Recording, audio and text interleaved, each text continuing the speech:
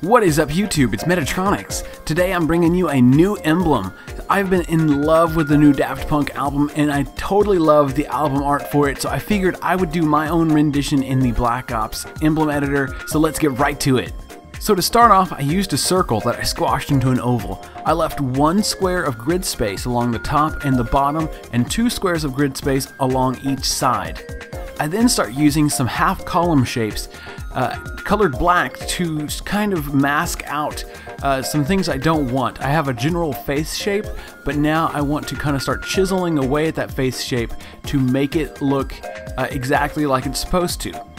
So for the robot heads, this one was difficult just because it was kind of chiseling away of the different shapes using the half columns, but then also adding onto, and so I had to kind of narrow down the bare bones stuff that I wanted, and then decided where to start building back on to create the robot face for the left side of the album art. So here I'm kind of trying to figure out exactly where these half column shapes should go. I want to create a chin that's not flat but has a little bit of a curve to it, and I want some edges on the sides of the chin and a cheekbone kind of area, but I don't want those edges to be too sharp either. I want it to kind of have a soft corner to it, if that makes sense. And so here I'm taking this last half column to kind of mask out the side of the face to give the cheekbone effect, and also the chin, and kind of oval out that head even more to make it look more like a human head would if you were going to go for a comic book kind of style of art. Another thing that made this emblem more difficult than my previous ones was because there are 2 characters kind of overlapped on top of each other. It's half of one face and half of another, and so I had some trouble visualizing one half of the face while leaving the other half plain for the time being. So I eventually grab a square, put that in the background, and just make it black so it's a nice black background just like the album art has.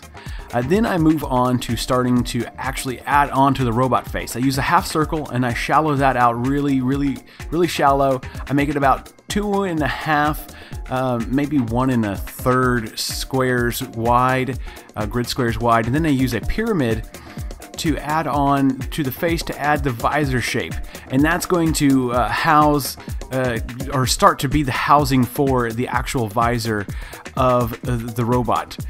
And so from there I will grab a golf flag and I will start kind of rounding out the bottom of the visor.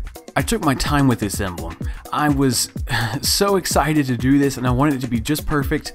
You guys are seeing an incredibly sped up version. I mean, all of my emblems are very fast, sped up versions of my emblems. And in all, this probably took me about an hour to do from start to finish.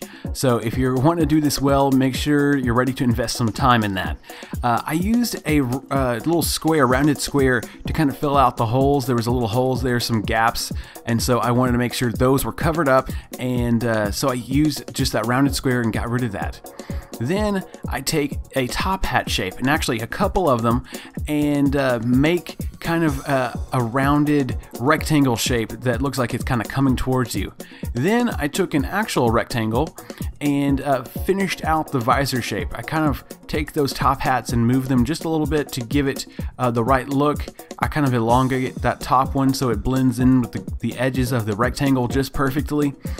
And then after that, I start taking all of the white so far, that's all the different shapes that are white, and then start coloring them gray. I did use a custom color for the gray. I started adding a little bit of blue because I felt that the standard gray colors weren't quite silvery enough.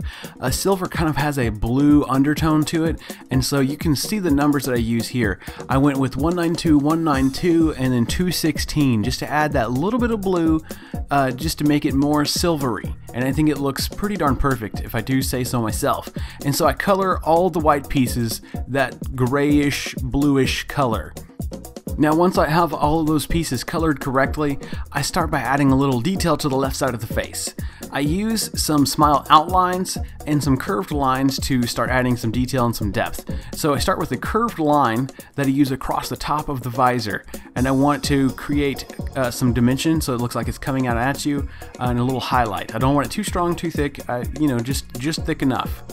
Then I use a smile outline that I color a black and add some definition to create a difference between the ear and the face. I also moved the half column shape in the background to make a little width, give a little width to the face. Then I add another smile outline to give some definition from the head to the top of the visor. And I changed the smile outline from black to a darkish gray, so it looks more like a shadow or an indent rather than some negative space.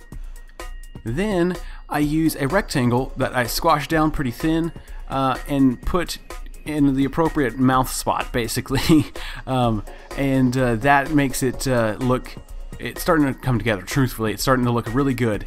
Then I use another curved line for a bottom highlight on that visor.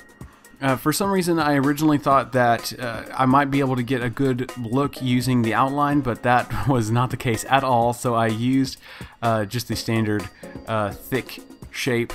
I kind of flattened it out some more, get it positioned just right, and it's starting to really come together. Next, I tried to figure out some ways of maybe doing some shading and stuff, and then I looked at my layers and I thought, well, you know what, I will save that for later because things are looking a little tight right now. So I did use the scribble to put in the visor to create kind of a shiny effect. I thought to myself, I don't know if this is really going to work, but we'll figure it out later. So I kind of believe that there is a placeholder reminding me that I do want to do that.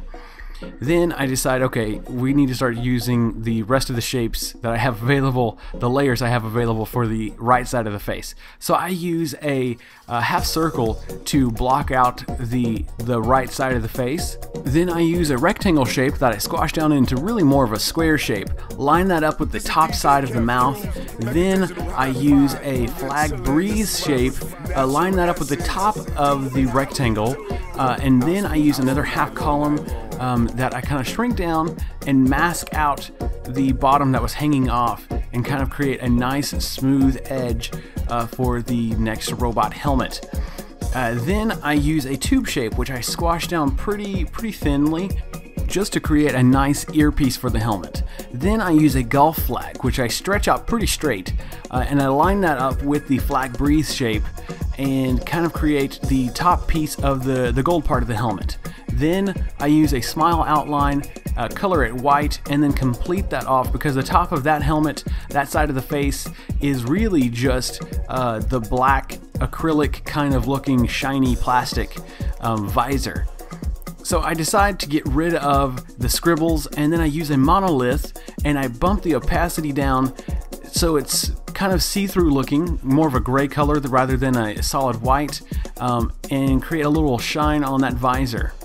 Then I use a shuriken to create a little ding. I don't know what else to call that other than a ding, and on the visor over there. Then I use a triangle, which I kind of make a little wide and create some depth on the robot helmet on the left to create a difference between the cheek area and the mouthpiece area. Next, I use a half circle that I use as kind of a shadow for the top part of the head on the silver robot helmet.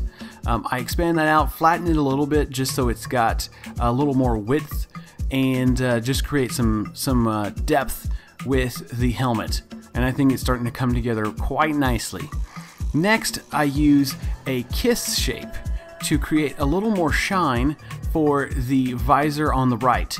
And I kind of catty corner that one and bump the opacity down quite a bit so it's just barely there. Then I changed the shuriken shape to more of the sparkle shape just because I thought that looked a little nicer, looked a little more natural, and I liked it better.